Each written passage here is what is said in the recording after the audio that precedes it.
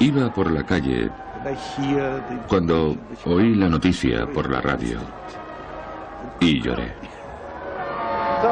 Estábamos orgullosos, nos sentíamos orgullosos del pueblo soviético. Figúrense, éramos los primeros en enviar un hombre al espacio.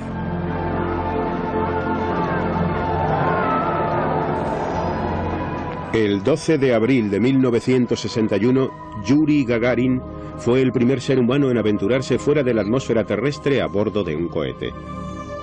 Aunque su viaje duró tan solo 108 minutos, a su regreso se convirtió en el hombre más famoso del mundo.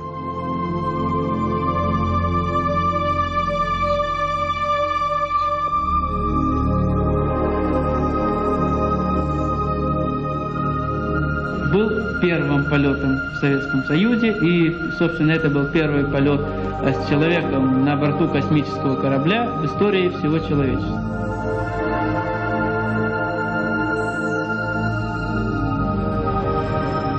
A su regreso a la Tierra, su rostro sonriente se ganó los corazones de millones de personas en todo el mundo.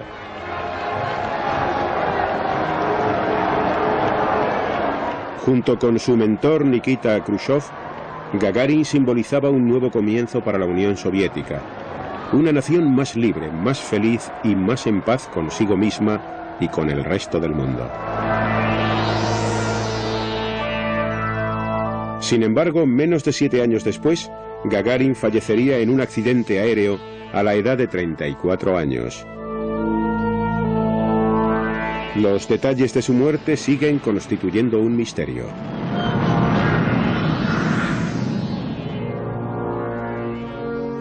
La jerarquía soviética, ahora liderada por Leónidas Brezhnev, se vio en la obligación de llorar la pérdida de Gagarin, mas en privado casi se oían sus suspiros de alivio. Confiaban en que a partir de entonces fuera posible silenciar para siempre los escándalos de la vida privada de Yuri Gagarin. A Gagarin le resultó insoportable vivir encarnando el papel de héroe.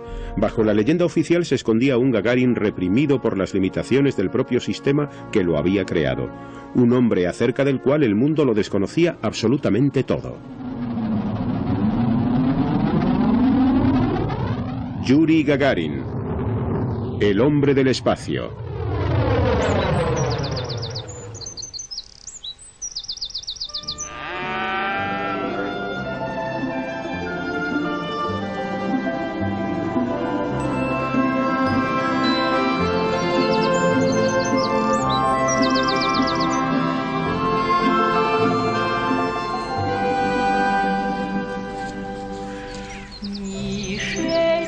Yuri Gagarin nació el 9 de marzo de 1934 y se crió en un kolkhoz, una granja colectiva, junto a sus 2 hermanos Boris y Valentín y su hermana Soya. Pertenecían a una familia campesina, así que Soya cuidaba de los chicos mientras sus padres se afanaban por alcanzar las cuotas de producción del kolkhoz. El padre de Yuri, Alexei, simultaneaba su trabajo como peón agrícola con el puesto de carpintero de la aldea.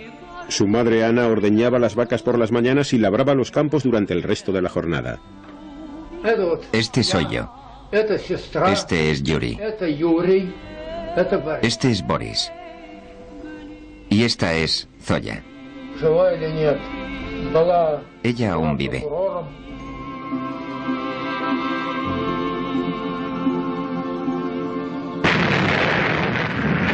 Cuando Yuri contaba 7 años, estalló la guerra entre su país y la Alemania nazi. Un conflicto que llevó a la URSS al borde de la inanición y llegó hasta las mismas puertas de la casa de los Gagarin. Наша семья во время нашествия гитлеровских полчищ на нашу родину находилась на территории временно оккупированной фашистами. Las tropas alemanas ocuparon el kolkhoz y expulsaron a los Gagarin de su casa, obligándolos a vivir en un subterráneo excavado en el jardín. Aún hoy día, a los miembros más jóvenes de la familia se les recuerdan las condiciones de vida bajo el dominio alemán. Verás, Andrei. Aquí es donde nos escondíamos de los alemanes. Nos habían echado por la fuerza. El abuelo y la abuela dormían aquí. Y aquí la tía Zoya. 2 alemanes ocuparon nuestra casa y durante 1 año y medio El frente estuvo solo a 6 kilómetros de aquí. Yuri y su hermano Boris pronto se convirtieron en activos saboteadores. Los alemanes cargaban en nuestra casa las baterías que después llevaban al frente. Un día, Yuri y Boris decidieron llenarlas de arena. Por supuesto, los alemanes lo descubrieron. Atraparon a Boris y lo colgaron de un árbol con su propia bufanda. Yuri corrió a casa gritando: «Mamá, están ahorcando a Boris». Entonces llegó mamá. Empujó al alemán y casi lo tira de la escalera. Él corrió a coger su rifle automático y se dispuso a dispararle. Únicamente la orden de un oficial superior pudo evitar la muerte de la madre de Yuri. Pese a los horrores presenciados, nada parecía hacer mella en la resistencia ni en el sentido del humor de Yuri. Yuri era muy listo, un auténtico luchador. Le gustaba la guasa, pero las bromas que gastaba a sus amigos eran inocentes. Pero sí que le encantaba bromear con los demás. Conocía de memoria todos los aviones, tanto los alemanes como los nuestros. Era capaz de identificar todos los modelos.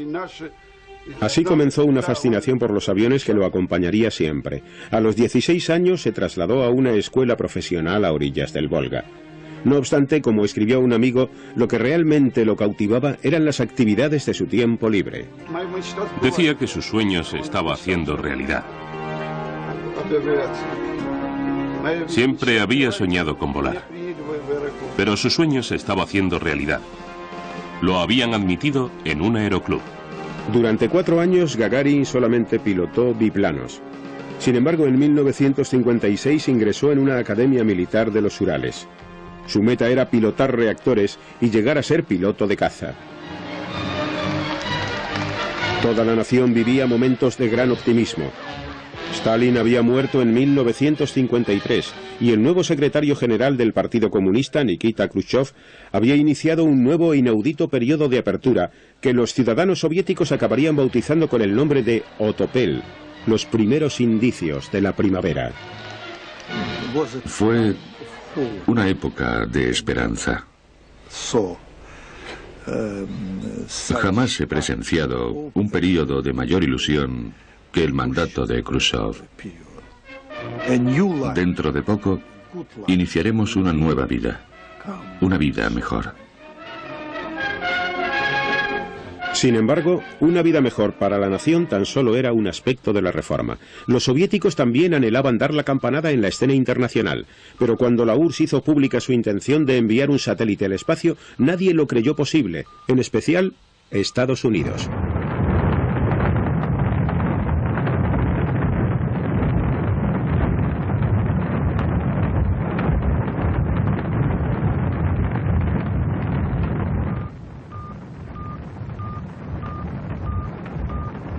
A man-made celestial body for the first time in history overcame terrestrial gravity and flew into space. After jettisoning the nose-fairing and last stage of the carrier rocket, the Sputnik started circling the Earth in a pre-calculated orbit. Un equipo secreto de ingenieros aeroespaciales dirigido por Sergei Korolev llevaba más de un año trabajando en el proyecto Sputnik, satélite en ruso. Su siguiente misión sería aún más espectacular. Korolev convocó una reunión con toda la cúpula soviética de la época y anunció: dentro de un mes se conmemora el 40º aniversario de la gloriosa Revolución de Octubre. Queremos que lancen un nuevo satélite que haga algo verdaderamente importante. Le sugirieron enviar un satélite que transmitiese la internacional. Pero Korolev tenía otra idea. El 3 de noviembre de 1957, Korolev puso en órbita con éxito a la perra Laika. Jamás regresaría. Sin embargo, Korolev había demostrado que era posible enviar seres vivos al espacio. Todo el mundo era consciente de cuál sería el siguiente paso. A raíz del vuelo de Laika, se recibieron casi 3.500 solicitudes procedentes de todo el mundo. de presidiarios, de extranjeros, de organizaciones diversas, diciendo: no es necesario que me rescaten, basta con que me envíen al espacio. Ya había comenzado la lucha por enviar un hombre al espacio.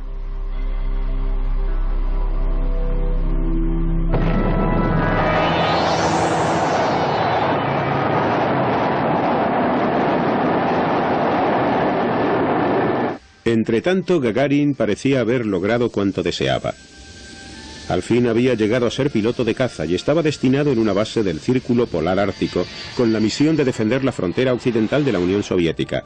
El mismo mes en que Laika realizara su épico viaje, Yuri se había casado con Valentina Ivanovna, una médico que trabajaba en la misma base. Tras el nacimiento de su hija Leina, Gagarin parecía llevar una vida plácida como militar y padre de familia. Sin embargo, su afán de llegar más arriba, más rápido y más lejos, jamás lo había abandonado.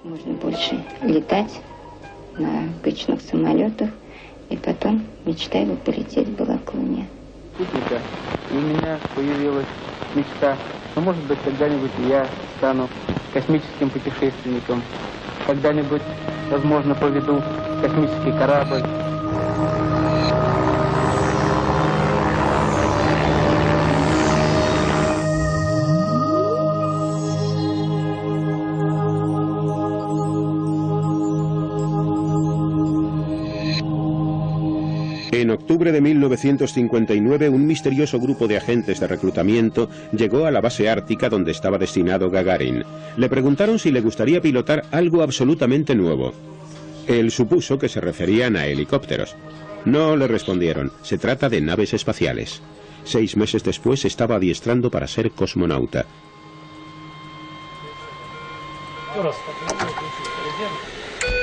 Se realizó una preselección en la que se eligieron más de 2000 pilotos de las fuerzas aéreas. 200 superaron las primeras pruebas, pero solamente 20 fueron escogidos para someterse a un entrenamiento intensivo. De entre esa veintena, tan solo 6 tenían posibilidades de tripular el primer vuelo.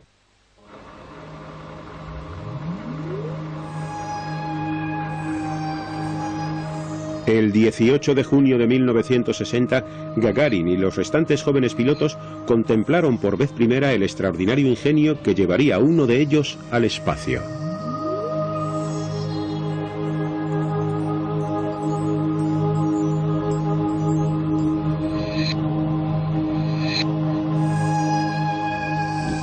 Era un cohete, algo que nos resultaba inaprensible. También vimos la cápsula. Era una gran esfera sin alas, sin nada. No era algo fácilmente comprensible para un piloto. Cuando se inició el adiestramiento, 2 hombres descollaron enseguida sobre los demás, Yuri Gagarin y German Titov. Ambos pilotos hubieron de pasar por experiencias insospechadas. Soy piloto. Y cuando estoy volando, si quiero hacer un rizo, puedo hacerlo. Si hago un rizo, termino el rizo. Eso es algo comprensible. Pero si te ponen en una centrifugadora y empiezan a aplicarte más y más presión, te sientes como un conejillo de indias.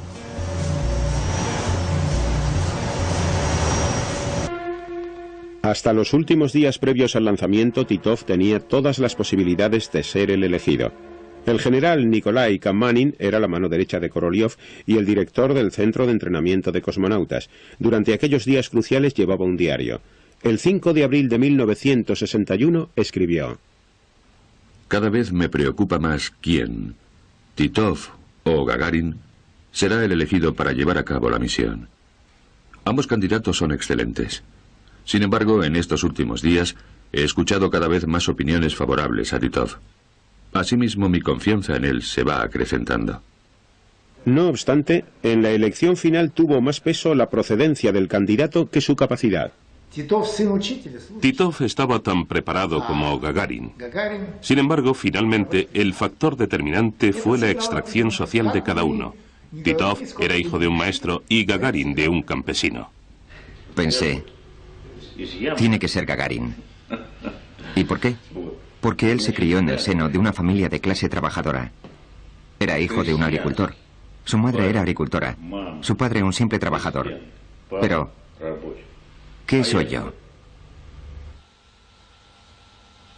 Gagarin era el candidato idóneo para los soviéticos. Inteligente, agudo y encantador, constituía la prueba viviente de que bajo el régimen comunista cualquiera, aun el hijo de unos campesinos, podía llegar a lo más alto. Desde el primer momento, el papel de héroe que representó Gagarin estuvo tan relacionado con lo que simbolizaba como con su hazaña. Kamanin nos convocó a Yuri y a mí y anunció: Yuri ha sido el designado. Titov será el piloto suplente. Así que yo era el sustituto. Ni siquiera sé si debería hablar de esto. En los medios de comunicación se publicaron historias diciendo que yo había besado y abrazado a Yuri. Todo es mentira. Desde luego yo era consciente de que estaba tan preparado como él. Estaba igualmente capacitado. The Air Force Command recommends Senior Lieutenant Yuri Gagarin for the first space flight, and it has decided to appoint Herman Titov as backup pilot. Oleg Ivanovsky fue uno de los principales ingenieros que proyectaron la cápsula Vostok, que llevaría a Gagarin al espacio. Titov era muy orgulloso, y dado su carácter, esto le supuso un gran disgusto. Estaba muy decepcionado, contrariadísimo sin duda. Se nota si se fijan en la película.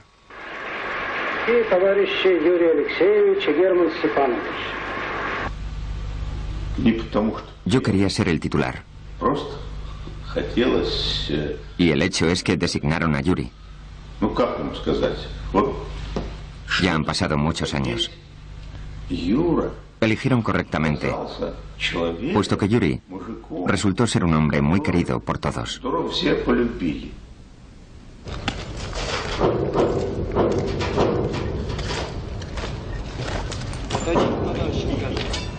Este cohete que está a punto de ser lanzado desde Kazajistán es muy similar al que envió a Yuri Gagarin al espacio.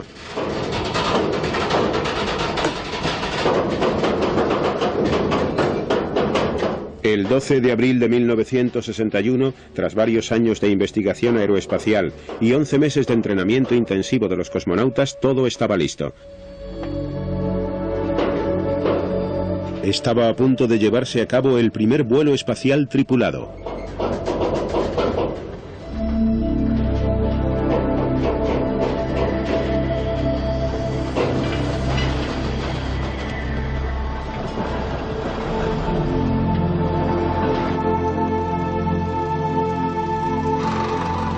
Aquí pueden ver a Titov vistiéndose.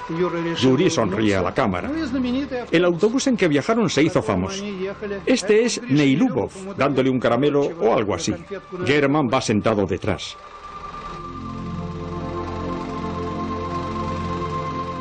Llegamos aquí en autobús. Yuri se apeó. Yo no, porque era el piloto suplente. Me quedé en el autobús mientras Yuri se presentaba ante Korolev. A continuación se dirigieron a la plataforma de lanzamiento. Me quedé sentado en el autobús durante media hora antes del lanzamiento. Eché un sueñecito. Hasta el último minuto antes de que Gagarin se introdujese en la cápsula, Titov abrigó la esperanza de tener la oportunidad de volar.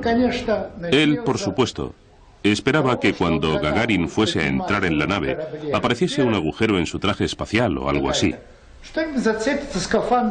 En ese caso, el suplente tomaría el relevo inmediatamente.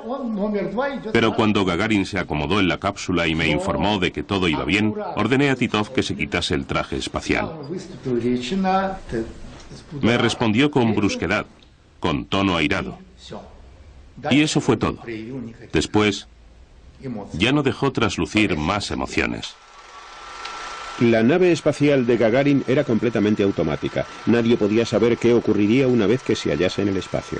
Podía suceder que enloqueciese, quizá desertase aterrizando en otro país. Había un código secreto que activaba los controles manuales, pero solamente se le comunicaría al cosmonauta en caso de emergencia. Ivanovsky era una de las 3 únicas personas que conocían la clave. Pese al severo castigo al que se exponía quebrantando el secreto, movido por la creciente admiración que sentía por Gagarin, Ivanovsky estaba dispuesto a revelarle el código. Cuando Yuri se sentó, tal y como han visto en el último plano de la película, me aproximé a él, le di con los nudillos en el casco y le dije: Yuri, los números son 3, 2, 5. Y me respondió: ya lo sé, el general Kamanin me lo ha dicho.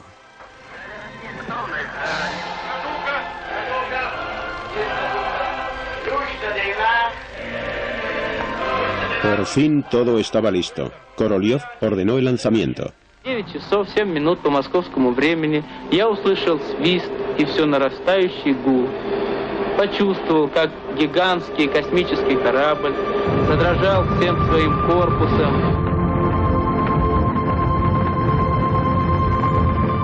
Tan seguro de sí mismo como de costumbre, Gagarin gritó: «Poyácale, vamos allá», al iniciar un viaje que lo llevaría alrededor del mundo y, según se esperaba, lo devolvería a la Tierra.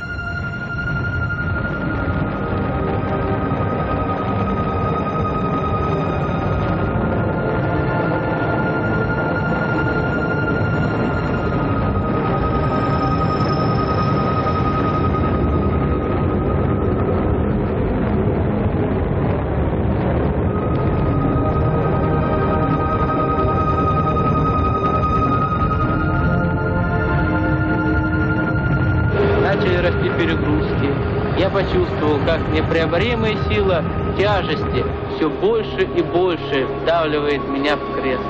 Было трудно пошевелить рукой. Я знал, что это состояние продлится недолго, пока корабль наберет необходимую скорость y выйдет на орбиту вокруг Земли. Después se hizo una calma absoluta. Se anunció que la nave espacial se había situado en órbita. A continuación oímos la voz de Yuri. Era algo casi incomprensible. Hace un momento estaba aquí sentado y ahora está ahí fuera. El primer hombre que viaja al espacio.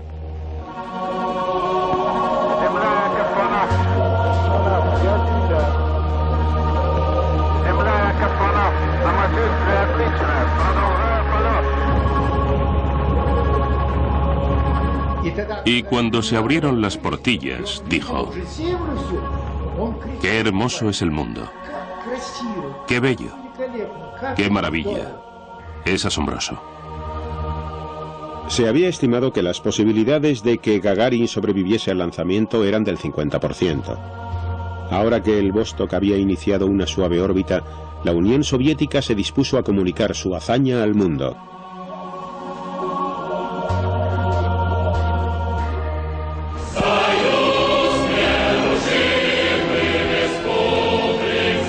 Se habían preparado 3 sobres sellados, y cada uno de ellos describía un resultado distinto. Uno anunciaba un éxito absoluto. El segundo solicitaba ayuda para rescatar a un cosmonauta que había aterrizado fuera del territorio soviético. Y el tercero notificaba su muerte. Cuando los datos confirmaron que Gagarin había conseguido entrar en órbita, el Kremlin nos ordenó por teléfono que abriésemos el primer sobre e hiciésemos el anuncio a la radio, la televisión y a la agencia de noticias TASS. Говорит Москва. Говорит Москва. Работают все радиостанции Советского Союза. Передаем сообщение ТАСС о первом в мире полете человека в космическое пространство.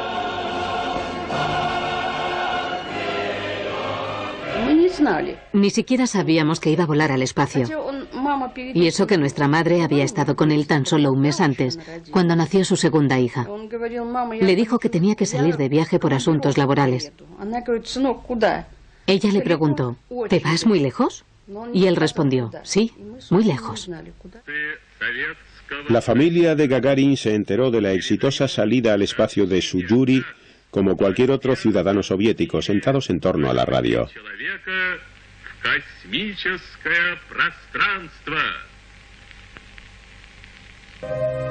Cuando la nave iniciaba su regreso a la atmósfera terrestre, Gagarin se vio en un serio apuro.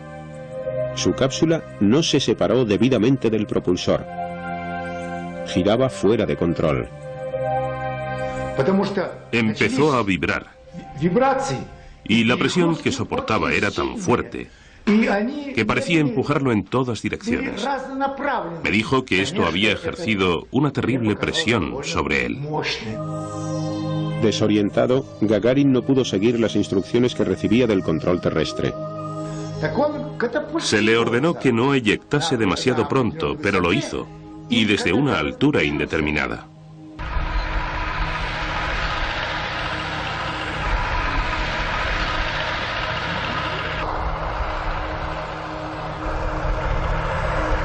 En plena campiña, el tractorista Yakov Lysenko trabajaba en el campo cuando se quedó perplejo al ver una figura que descendía del cielo.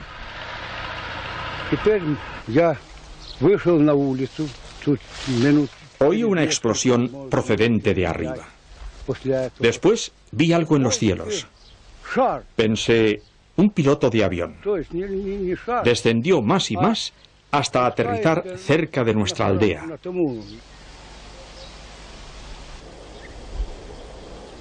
A pocos kilómetros de allí, dos colegialas se apresuraron a comprobar qué ocurría. Los chicos llegaron primero. Ellos lo vieron. Era una esfera enorme de este diámetro, unos 2 o 3 metros de altura. Cayó aquí, rebotó y volvió a caer. Había un gran cráter en el primer lugar donde impactó. Se aproximó a nosotros y nos dijo: chicos, vamos a presentarnos. Yo soy el primer cosmonauta del mundo. Los chicos se apiñaban en torno a la cápsula. Nos dio algunos de los tubos que llevaba. Algunos tuvieron suerte y les tocó el chocolate. A otros solo puré de patata. Yo también lo probé, pero lo escupí. Nos dijo: quedaos aquí. De un momento a otro vendrá mucha gente. Llegarán coches llenos de dirigentes. Nos haremos una foto juntos. Pero, claro está, cuando llegaron, se olvidaron enseguida de nosotros. Se lo llevaron y no volvimos a verlo. Llegaron periodistas de todas partes. Se apostaron en la puerta e incluso intentaron colarse por las ventanas. Recibíamos llamadas de todo el mundo. Todos querían saber de él. Nuestra madre habló con él aquella tarde y le dijo que todo iba bien. No nos lo pudimos creer hasta que lo vimos y comprobamos que estaba bien. Por la tarde enviaron un coche para llevarnos a Moscú. 2 días después de su vuelo, la Unión Soviética dio oficialmente las gracias al hombre que se había convertido en su hijo más famoso. Desplegaron una alfombra roja. Yuri descendió del avión y la banda empezó a tocar. La gente comenzó a vitorearlo.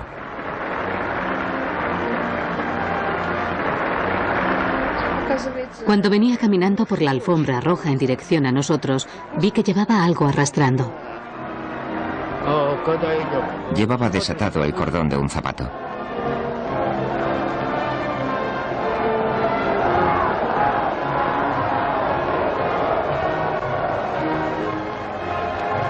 Любое новое задание нашей партии и правительства. Майор Гагарин. Para Gagarin, Khrushchev era algo más que un jefe de Estado. Se había convertido en su mentor e incluso en su amigo. Creo que no solo se llevaban bien, sino que también se querían. Sabían que eran muy parecidos. Representaban a los rusos que estaban en contra del estalinismo, de la crueldad. Eran el símbolo de un periodo de apertura social. Дверка автоматически открылась, и выходит, тогда мы видим, да, действительно, выходит человек, наш сын выходит. Ну, подошел, отдал рапорт, потом с нами стал здороваться. Gagarin y Valentina acompañaron a Khrushchev hasta el Kremlin, encabezando la caravana de vehículos. En algún lugar de la cola de la comitiva viajaba Korolev, el genial ingeniero que había hecho posible el vuelo. Lo más curioso es que nadie conocía a personas como Korolev. Nadie se acercó a él y nadie le dio la enhorabuena. Cuando Gagarin viajaba desde el aeropuerto al Kremlin, Korolev iba en el 11º o 12º automóvil.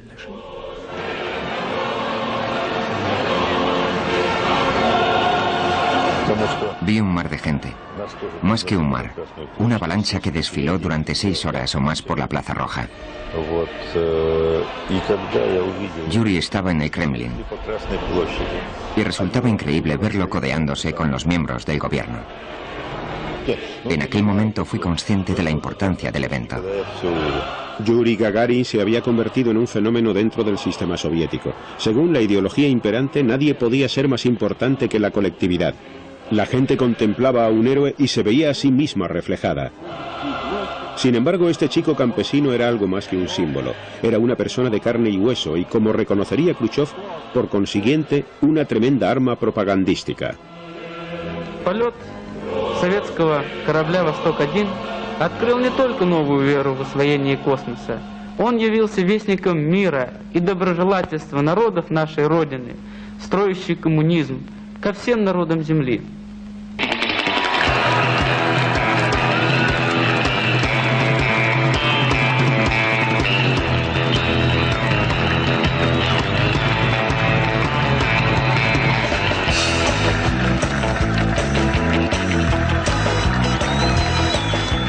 La afamada sonrisa de Gagarin viajó por todo el mundo y se convirtió en el mayor éxito de relaciones públicas que jamás hubieran obtenido los soviéticos.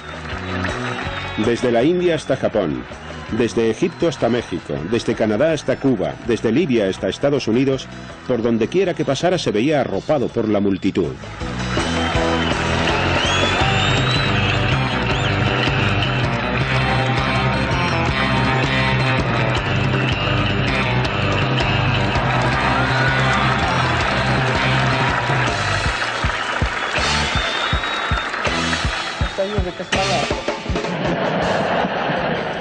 Will you preside over the Space Pilots Trade Union? Ну, могу сказать, что это не от меня зависит. Если выберут, то да. Le gustaban estas actividades porque representaba a la Unión Soviética. Encarnaba un nuevo estilo de relaciones con los países occidentales, en primer lugar, y también una nueva clase de relaciones humanas. Representaba a los seres humanos. Gagarin se convirtió en una eminencia internacional. Era una estrella, aunque solitaria, en una sociedad en la que nadie más podía compartir su gloria.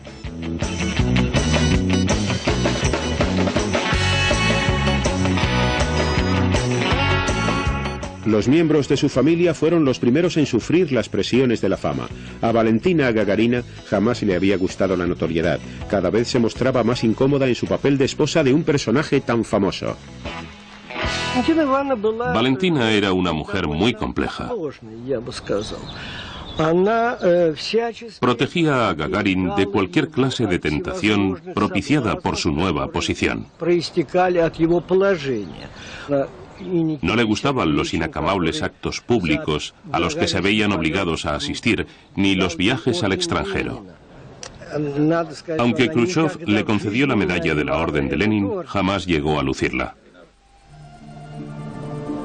Pronto, Valentina hallaría más motivos de preocupación aparte de los obligados viajes al extranjero. En otoño de 1961, Gagarin llevó a su familia de vacaciones al centro turístico de Foros, en Crimea. German Titov, ahora más amigo que rival, los acompañó. Ambos bebieron demasiado y en su último día de estancia, Gagarin se vio envuelto en el primero de los muchos escándalos que ensombrecieron su vida privada. Iban a marcharse por la mañana y la doncella tenía que cerrar el edificio cuando se fuesen. Anna Rumanseyeva trabajaba de enfermera en aquel hotel de lujo. La doncella entró en la habitación y esperó a que se marchasen. Yuri, que estaba borracho, la siguió al interior y cerró la puerta. El general Kamanin, director del centro de entrenamiento de cosmonautas, anotó el incidente en su diario. Gagarin entró en la habitación, cerró la puerta con llave y trató de besarla diciendo: ¿qué vas a hacer? ¿Gritar pidiendo ayuda? Entonces Valentina fue a buscarlo. Cuando llamó a la puerta, la doncella le dijo que Yuri había saltado por el balcón. Cuando ambas se asomaron, lo vieron tendido sobre la acera. Cuando me apresuré a atenderlo, lo primero que preguntó fue: ¿podré volar al espacio o a la luna? Le respondí: ya veremos.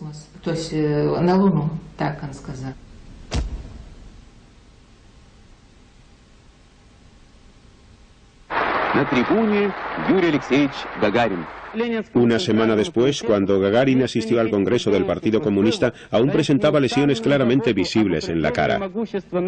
Sin embargo, la verdad se ocultó bajo una explicación oficial.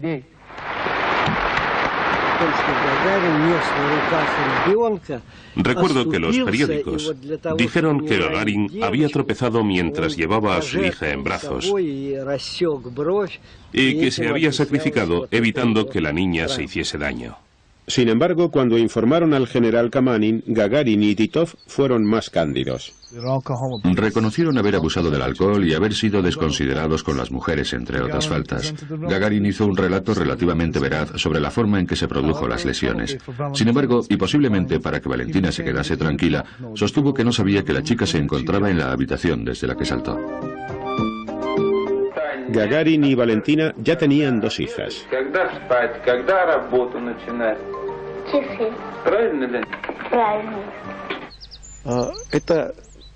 Eran las niñas de sus ojos. Les prodigaba muchísimas atenciones. Cuando regresaba de la oficina, a menudo veía a Yuri paseando con ellas y hablándoles muy seriamente, como si fueran adultas. No obstante, Gagarin tenía continuamente tentaciones de abandonar la recta vida familiar que promulgaba el partido, sobre todo cuando se encontraba lejos de su hogar. A menudo pasaba la noche en el Hotel Yuzhnost de Moscú. Siempre se alojaba en la habitación 709, en la planta 7ª. En una ocasión en que se celebraba un banquete, y él estaba bebido, una de las mejores deportistas de la Unión Soviética, una campeona del mundo, lo sedujo. No fue él quien la sedujo. Ella entró en su habitación. Una vez más, Valentina, siempre alerta, seguía el rastro de su marido. Valentina quería mucho a Gagarin, desde luego. Pero debido a los sucesos acaecidos, se había vuelto muy celosa. La policía militar debería haberle advertido de su llegada, pero no lo hizo. Provocó una escenita de mucho cuidado. Llenó a Gagarin de arañazos. La atleta recogió su ropa y salió corriendo. A la mañana siguiente, Gagarin tenía una reunión con Khrushchev. Yo le dejé presentable, le curé las heridas. El papel de Gagarin como embajador itinerante del comunismo de Khrushchev no tenía parangón con su labor en el programa espacial. Aunque era miembro del partido, a Gagarin no le interesaban los aspectos formales de la política. Si le gustaba su situación, era porque le permitía dar respuesta a las peticiones de ayuda que recibía de la gente corriente. Su estrecha relación con Khrushchev confirió a Gagarin cierta influencia en sus primeros días de gloria. Sin embargo, su poder también le atrajo enemistades. A algunos militares de alto rango, los generales, no tenían tan buenas relaciones con él, ya que sentían celos por su íntima relación con Khrushchev y por la gran influencia que ejercía en aquellos tiempos. En 1964 el mundo de Gagarin se vino abajo. Khrushchev, su protector y amigo, fue depuesto en un incruento golpe de Estado y sustituido por Leónidas Brezhnev. Gagarin quedó marginado. Gagarin perdió su estatus, su posición. A partir de entonces, dejó de viajar como antes. Ya no volvió a ascender en el ejército. Le negaron el ascenso. No sabía qué hacer. Perdió la sensación de ser alguien importante. En una ocasión, Gagarin se reunió con un miembro del gobierno de Brezhnev a fin de protestar por el trato dispensado a uno de sus colegas. Le respondió: «Usted es un héroe. Dedíquese a pensar en hechos heroicos y déjenos el resto a nosotros». A mi modo de ver, La causa de su tragedia subyace en que su personalidad se estaba dividiendo. Por un lado, era consciente de la carencia de derechos y las dificultades de las clases inferiores. Por otro, veía la corrupción de los estratos más altos de nuestra sociedad. Sufrió mucho a causa de eso. A veces, cuando salía del Kremlin, parecía muy entristecido. Se sentaba silenciosamente en el coche. No hacía falta que le preguntase qué había ocurrido.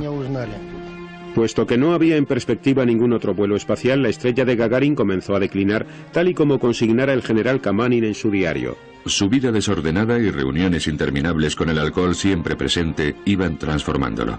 Estas circunstancias estaban borrándole del rostro su encantadora sonrisa. Sin embargo, fue el propio Kamanin quien le ofreció una alternativa. Decidí entrenarlo para volar en la nave espacial Soyuz. Gagarin se preparó con energía. Aparentemente estaba cambiando para mejor. Perdió peso, retomó el deporte y comenzó a estudiar nuevas técnicas astronáuticas. Gagarin fue elegido piloto suplente de Vladimir Komarov. De acuerdo con la tradición, si no se requerían sus servicios en esta misión, la siguiente se le encomendaría automáticamente. Durante el aterrizaje, a Komarov le sobrevino una tragedia. El paracaídas principal no se abrió, lo cual provocó que se precipitara a tierra. Murió. Podría haber sido Yuri Gagarin.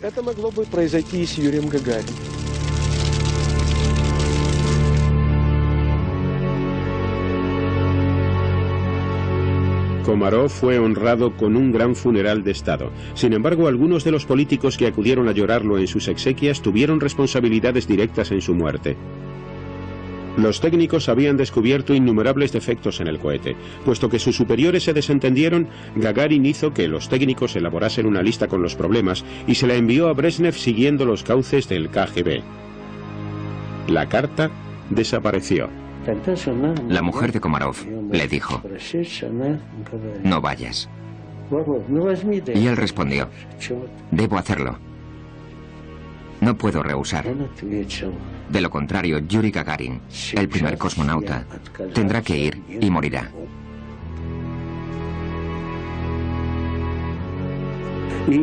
Entonces Komarov perdió la compostura. Quizá dejó que toda la tensión se liberase y se echó a llorar. Gagarin sabía que era la última esperanza de Komarov. Trató frenéticamente de concertar una reunión con Brezhnev.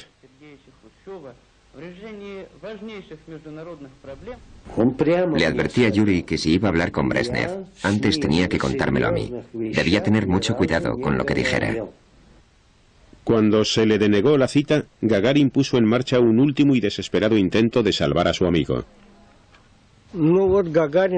Gagarin empezó a solicitar un traje protector, un traje espacial.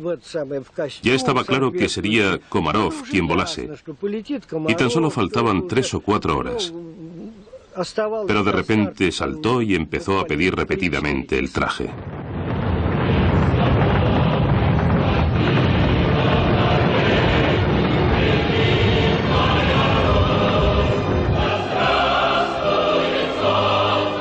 Durante 2 horas, Komarov orbitó la Tierra a sabiendas de que al efectuar la reentrada en la atmósfera, moriría. Llevaron a su mujer al control para que pudiesen despedirse. Mientras su cápsula se precipitaba hacia la Tierra, gritó a los directores de la misión: «Vosotros me habéis matado». Este episodio fue una cruda muestra de la impotencia de Gagarin. Fue incapaz de ayudar a un camarada en el momento en que más lo necesitaba. A continuación, y como si de un tiro de gracia se tratase, se le comunicó que jamás volvería a volar. Tenía mayor valor como personaje de la historia contemporánea que como astronauta en activo. Le decían que era el primer cosmonauta, que debía permanecer en la Tierra, sin más. En lo que concierne al espacio, él respondió: soy piloto y debo volar. Finalmente aceptó el puesto de subdirector del Centro de Entrenamiento de Cosmonautas. Se le ofrecieron cargos más importantes, pero él dijo: quiero intervenir directamente en el programa espacial. No quiero trabajar en ninguna otra cosa. Ni siquiera esta nueva ocupación proporcionó a Gagarin una meta en la vida.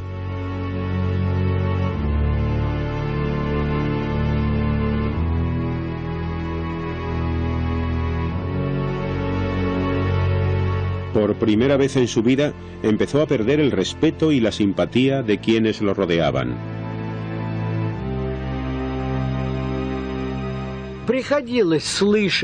Hacia el final de su vida, se oía decir a algunos cosmonautas: ¿qué tiene ese Gagarin? Solo ha orbitado la Tierra una vez. No tuvo que hacer nada. Tan solo observar cómo los sistemas automáticos hacían todo el trabajo. Puesto que se le negaba el acceso a las naves espaciales, Gagarin volvió a su primer amor, la aviación. En los últimos 9 años tan solo había realizado 75 horas de vuelo, cuando la media de un piloto habría sido de al menos 1500. A fin de recuperar la forma, el primer hombre que había salido al espacio debía seguir un curso de reciclaje. Estas clases comenzaron el 27 de marzo de 1968. Su instructor era Vladimir Serugin, el as del combate aéreo. Se acostó a las 10. Le pregunté: ¿por qué te acuestas tan temprano? Y me respondió: mañana tengo que darle una clase a Yuri y debo estar en buena forma. Por la mañana se levantó cantando su canción favorita, un aria. Le gustaban mucho las arias, la ópera. Salió a trabajar de muy buen humor. Pero entonces se desencadenó la tragedia.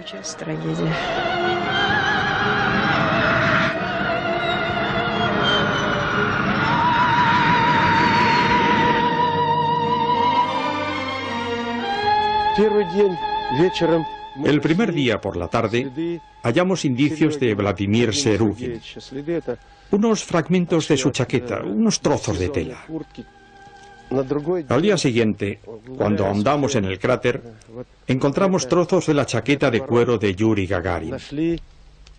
Entonces quedó claro: ambos están aquí.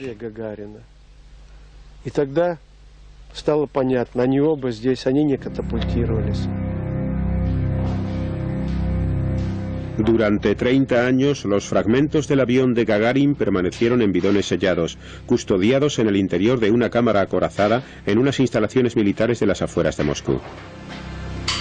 Sin embargo, el contenido de los bidones permaneció oculto a fin de garantizar que los sucesos de las últimas horas de Gagarin jamás llegasen a conocerse.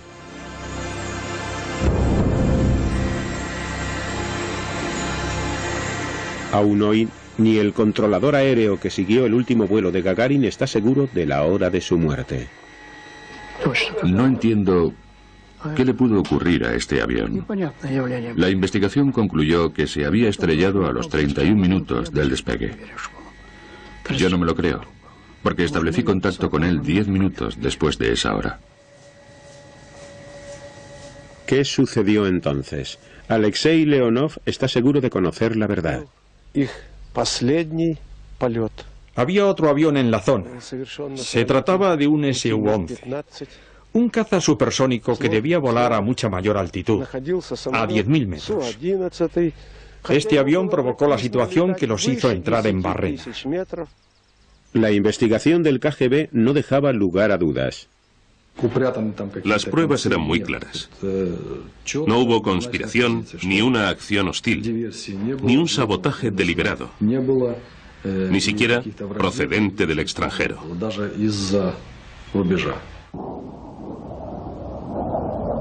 Sin embargo, cuando Leonov revisó el informe del accidente, halló algo sorprendente. 20 años después, solicité algunos de los documentos que yo había redactado como miembro de la comisión de investigación. Y no estaban escritos de mi puño y letra. Alguien había reescrito mis informes. Era obvio que algunas personas estaban reajustando los hechos para salvaguardar su propia reputación. 35 años después de su muerte, hoy parece probable que la ocultación de un error, y no una conjura política, sea la auténtica explicación del hermetismo en torno a las circunstancias del último vuelo de Gagarin. Aparentemente, nadie quiso cargar con la responsabilidad de la muerte del primer cosmonauta de la Unión Soviética. Padeció las debilidades propias del ser humano, pero para los millares de personas que desfilaron ante su féretro, fue un héroe genuino, cuya bravura y entusiasmo constituían las pruebas de la capacidad del esfuerzo humano.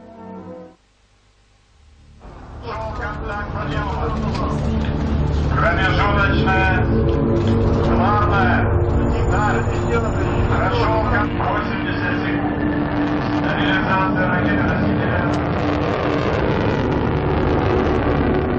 nuestros días, cuando los cosmonautas ascienden a los cielos para reunirse con sus colegas estadounidenses a bordo de una estación espacial, el legado de Gagarin resulta obvio.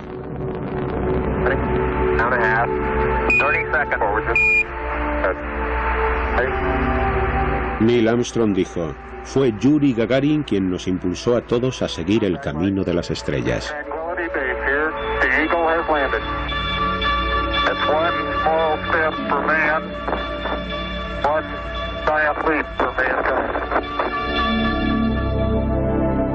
Nadie habría disfrutado tanto de este viaje como Yuri Gagarin. Все в распорядке дня, и я готов.